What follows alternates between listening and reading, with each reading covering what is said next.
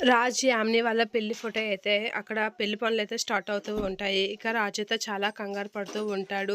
ఏంటి ఇప్పుడు కళావతి గారికి నాకు పెళ్లవుతుందన్న విషయం ఆవిడకి ఎలా ఎక్స్‌ప్లెయిన్ చేయాలి? ఆవిడకి ఎలాగైనా ఈ విషయం తెలియాలి. అలా అయితే నాకు ఈ పెళ్ళైనా ఆపేసి ఆవిడని ఎలాగైనా నేను పెళ్లి చేసుకోవాలి అనైతే రాజు అనుకుంటూ ఉంటాడు. అలా అనుకుంటే ఇప్పుడే నా ఫోన్ కూడా లిఫ్ట్ చేయడం లేదు అని చెప్పేసి కావ్య దగ్గరికే వెళ్తాను అనైతే బయటకు వస్తూ ఉంటాడు. ఏంటి బావ ఇంకా పట్టుబట్టలు వేసుకోలేదు. మరొక గంటలో తంతు మొదలవుతుంది అని అనేసరికి ఆ! అని అంటూ ఉంటాడు. ఇక అది ఏంటి బావ ఆలోచిస్తున్నావు అని అనేసరికి ఇక కావ్య వాళ్ళ కార్‌లో వచ్చైతే ఆగుతూ ఉంటాయి. అది చూసి వీళ్ళేంటి వస్తున్నారు అనైతే అంటూ ఉంటాడు. ఇక కావ్య వాళ్ళందరూ అయితే ఒకరి తర్వాత ఒకరు దిగుతూ ఉంటారు. అలా ఒకరి తర్వాత ఒకరు దిగేసరికి ఇవి ఇవి కళావతి గారు కూడా వచ్చేసారు బావ పద అని చెప్పేసి అంటూ ఉంటుంది యామిని.